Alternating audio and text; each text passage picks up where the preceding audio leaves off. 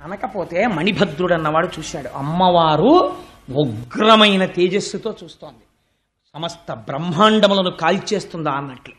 ఇప్పుడు చూశాడు, చూసి విచ్చుకత్తులు పైకి తీశారు, సంపవతల పారేస్తాం దక్షుణ్ణి అన్నారు.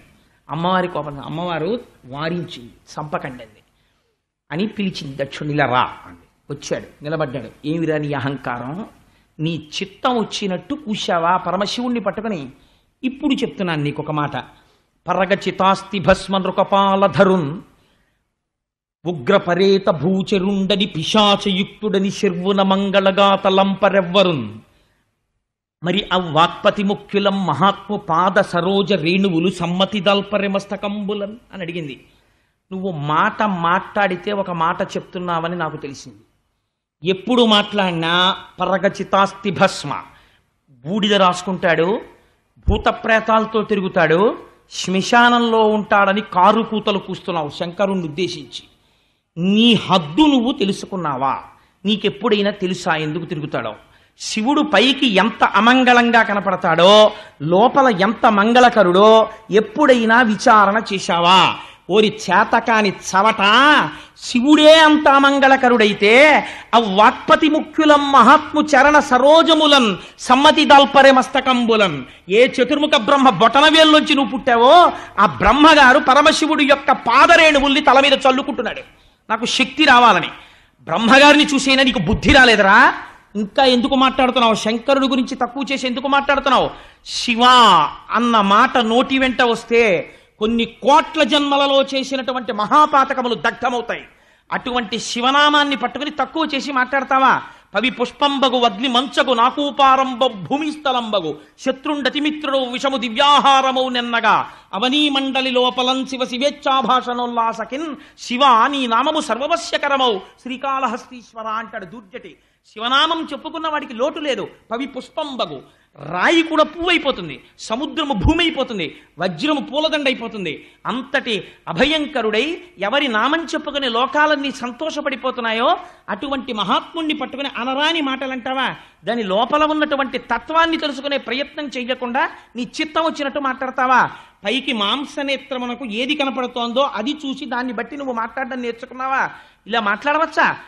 ఇదే నీకొక మాట చెప్తున్నాను. అసలు శాస్త్రమునందు సిద్ధాంతమేదో తెలుసా? ఆవిడొక మాట అడిగింది. భర్గు తిరస్కరించిన వారి జిహ్వ కోయవలయు. ఎవడైనా సరే శంకరుణ్ణి నింద చేస్తే వాడి నాలుక పట్టి పైకి లాగి కొండ నాలుక వరకు కత్తితో కోసివేయవచ్చు.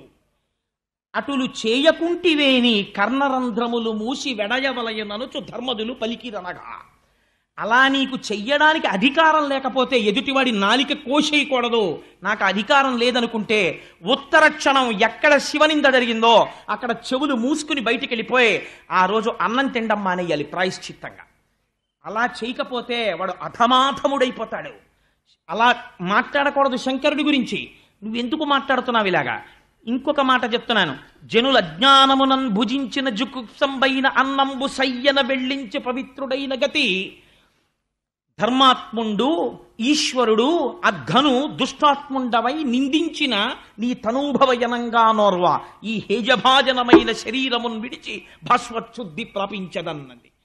నువ్వు దుర్మార్గుడివి, దుష్టాత్ముడివి, అందుకే శంకరుణ్ణి నింద చేశావు. జనుల జ్ఞానమునన్ భుజించిన జుగుప్సంబైన అన్నంబు సయ్యన వెళ్ళించి, తినకూడని అన్నం తినేశాడు. తీరా తెలిసింది ఆ పులుసులో బల్లి పడిపోయిందని. వెంటనే ఏం చేస్తాడు? నోట్లో వేలు పెట్టుకుని కక్కేస్తాడు. అలా నేను ఇవాళ ఒక నిర్ణయం తీసుకున్నాను. ఇక ముందు నేను ఎప్పుడైనా పరమ పవిత్రుడైన శంకరుడి సాన్నిధ్యంలో కూర్చునుంటే చూసిన వాళ్ళు దాక్షాయిణి అని పిలుస్తారు. నీ దుర్మార్గుడవైన నీ కుమార్తెగా దాక్షాయిణి అని పిలిపించుకోవడానికి నేను ఇష్టపడను. నాకు ఆ పేరు ఇంకా ఇష్టం లేదు. అందుకే నేనేం చేస్తానో తెలుసా? హేయభాజనమైన ఈ శరీరమును విడిచి భాస్వచ్ఛుద్ధి ప్రాపించదన్. నేను ఈ శరీరాన్ని వదిలిపెట్టేసి అగ్నిహోత్రంలో కలిసిపోతున్నానంది అని పద్మాసనం వేసి కూర్చుంది. పలకరించలేదు దుర్మార్గుడు. పద్మాసనం వేసి కూర్చుని అమ్మవారు ప్రాణ అపాన వ్యాన వాయువుల్ని నాభీస్థానమునందు నిలబెట్టింది.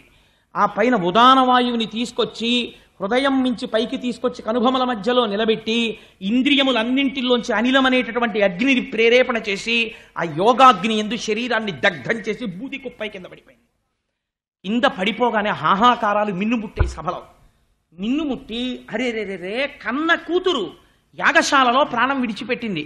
ఈ దురాత్ముడు బ్రాహ్మణుడు వీడు పలకరించలేదు కూతుర్ని అని ఆశ్చర్యపోతుండగా ఇంకా ప్రమథగణాలకి ఎక్కడ లేని ఆగ్రహం వచ్చి కత్తులు తీసి దక్షుడి మీద పడ్డాడు. భృగువికి చాలా సంతోషం కలిగింది.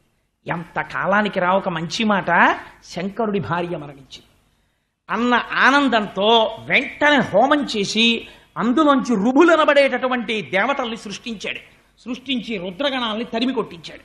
చాలామంది పడిపోయారు, చాలామంది రక్తం కారుతూ కైలాసం వైపుకు పారిపోయారు. ఈ విషయాన్ని నారదుడు వెళ్ళి చెప్పాడు శంకరుడికి. ఆయన ప్రశాంతంగా ధ్యానమగ్నుడై కూర్చునున్నాడు. కూర్చున్నవాడి దగ్గరికి వెళ్ళి చెప్పాడు నారదుడు, అయ్యా నీ భార్య విడితే దక్షుడిలా ప్రవర్తించాడు, నీ భార్య శరీరం విడిచిపెట్టేసింది, యోగాగ్నిలో దగ్ధమైపోయిందని చెప్పాడు. ఆ మాట వినేసరికి ఆద్యుండుగ్రుడు నీలకంఠుడి దైత్యారాతి దష్టోష్టుడై ఆజ్యద్భూరి మృగేంద్ర రోషమున భీమ ప్రక్రియం నవ్వుచున్ విద్యుద్వహ్ని శిఖా సముచ్చయ రుచిన్ వెల్గొందు చెంచజ్జటన్ సజ్జ క్రోధముతోడ పుంచి వేయిచన్ శ్వాచక్రమధ్యంబుదన్. అంతే, ఎక్కడ లేని కోపం వచ్చేసింది. ఇంత శాంతమూర్తి రుద్రుడైపోయాడు. ఒక్కసారి లేచాడు, పెద్ద వికటాట్టహాసం ఒకటి చేశాడు. పోతన గారు ఆ మాటలు అలాగే పడిపోయాయి అంతే ఆయనకి. అర్జుండుగ్రుడు నీలకంఠుడి దైత్యారాతి దష్టోష్టుడై ఆజ్యద్భూరి మృగేంద్ర ఘోషమున భీమ ప్రక్రియ నవ్వుచున్. ఆ నవ్వుకి బ్రహ్మాండాలు కదిలిపోయాయి. అటువంటి వికటాట్టహాసం ఒకటి చేశాడు. భీమ ప్రక్రియ నవ్వుచున్ విద్యుద్వహ్ని శిఖా సముచ్చయ జటన్ చెల్వొందు చించె జటన్. మిరిసిపోతున్న జటను ఒక దాన్ని ఊడబిరికి సజ్జక్రోధముతోడ పుంచి వేయిచన్ శ్వాచక్రమధ్యంబునన్. ఆ జటని తీసి నేలకేసి కొట్టాడు నిలబడి.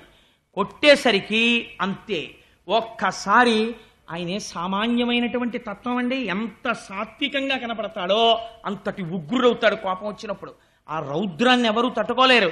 ఓం నమో భగవతే సదాశివాయ సకల తత్వ విదూరాయ సకల లోకైక కర్త్రే సకల లోకైక హర్త్రే సకల లోకైక సంహర్త్రే సకల లోకైక సాక్షిణే సకల నిగమ గుహ్యాయ సకల లోకైక వరప్రదాయ సకల దురితార్తి భంజనాయ సకల జగద భయంకరాయ శశాంక శేఖరాయ శాశ్వత నిజామాసాయ నిరామాసాయ నిరాతంకాయ నిష్కలంకాయ నిష్ప్రపంచాయ నిస్సంగాయ నిర్మమాయ నిర్మలాయ నిర్గుణ విభవాయ సచ్చిదానందద్వైత పరమ ప్రకాశాయ పరమశాంత ప్రకాశాయ తేజోరూపాయ తేజో విభయే అని ఒక్కసారి ఆ చేతిలో చక్రాజ్జాగిత భీషణకర సహస్రదంష్ట్రాకరాలవతన వికటాట్టహాస విస్ఫాటిత బ్రహ్మాండ మండల నాగేంద్రహార నాగేంద్ర వలయ నాగేంద్ర చర్మ ధర మృడ మృత్యుంజయ త్రయంబక సదాశివ పరమశివ నమస్తే నమస్తే నమస్తే నమః అంటుంది కవచం.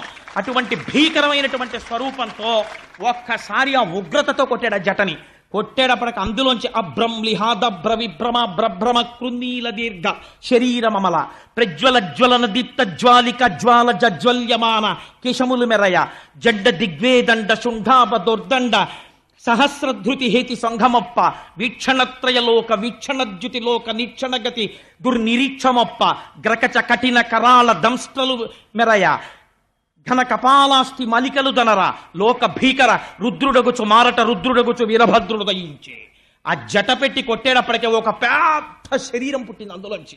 ఆ శరీరాన్ని చూసేటప్పటికే హడిలిపోయారంటే ఒక మోస్తరు వాడు పలకలేకుండా వీరభద్రావతారం అంటే అలా ఉంటుంది. If you like this video, hit the like button. For more videos, subscribe to our channel. If you have learned anything from this video, comment down below. Subscribe.